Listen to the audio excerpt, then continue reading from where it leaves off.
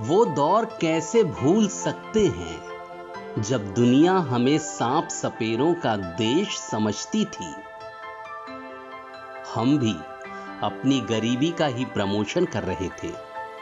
तस्वीरों में सब बयां है।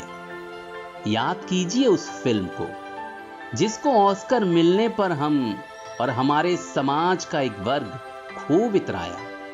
उस फिल्म में भी भारत की गरीबी की ही मार्केटिंग हुई थी। हम गरीबी हटाओ का नारा भी देते रहे और उस गरीबी को अपने सीने से चिपकाए भी रहे। हम पर राज करने वालों ने गरीबी को हमारी लत बना दिया। हमें यह समझने ही नहीं दिया कि गरीबी हटाने के लिए हमें अपनी सोच बदलनी पड़ेगी। गरीबी के साइकोलॉजिकल खोल से बाहर निकलना पड़ेगा। दुनिया सांप सपेरे नहीं, स्टैच्यू ऑफ यूनिटी और बुलेट ट्रेन जैसे उदाहरण देखना चाहती है।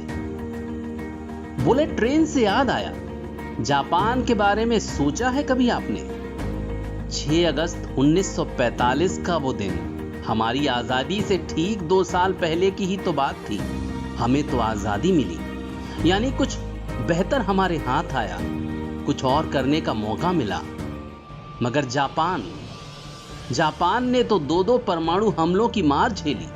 हाँ, उसने मुश्किलों और गरीबी को अपने आप से चिपकाया नहीं। और आज 600 किलोमीटर की रफ्तार से बुलेट ट्रेन दौड़ती है वहां। और हमारे यहां हम उसी पारंपरिक रेल में छुक छुक सुनते, संघर्ष करते और जूझते रहे। कभी ऊपर उठने का सपना देख ही नहीं पाए। याद कीजिए 2014 से पहले की तस्वीरें, जब ज्यादातर रेलवे स्टेशनों की हालत खस्ता हुआ करती थी। जगह जगह गंदगी पसरी रहती थी। पीने का साफ पानी और स्वच्छ शौचालय जैसी सुविधाएं प्लेटफॉर्म पर नहीं हुआ करती थी। आज जब मोदी देश में पहली बुलेट ट्रेन ला रहे हैं, तो ऐसी ही सोच वाले लोग फिर गरीबी का रोना रो रहे हैं। किसके लिए बना रहे हैं ये ट्रेन? नरेंद्र मोदी जी किस देश की बात कर रहे हैं? उनको पता होना चाहिए, भारत है। यहाँ पे आधी से ज्यादा जनता गरीब है। यहाँ पे मजदूर किसान अपने गांव से निकल के शहर की तरफ आते हैं नौकरी ढूंढने के लिए। हमें फिर उसी खोल से चिपका रहे हैं जिससे अब तक हम ओढ़े रहे।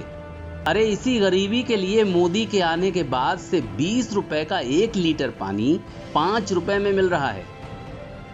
गरीबी का रोना नहीं रोना है, गरीब कैसे सशक्त हो इसका इंतजाम करना है। ये बुलेट ट्रेन गरीब को ही सबसे ज्यादा रोजगार दे रही है। तो भाई साहब, जरा सोच बदलिए, कंफर्ट जोन से बाहर आइए। गरीबी का रोना मत रोइए, गरीबी कैसे दूर होगी वो सोचिए। बड़े बड़े सपने देखिए, उन्हें साकार करने के लिए पराक्रम कीजिए। आपदा में भी अवसर ढूंढिए और आत्मनिर्भर बनिए। बस इतना सा मंत्र है जापान जैसी सिद्धि हासिल करने का।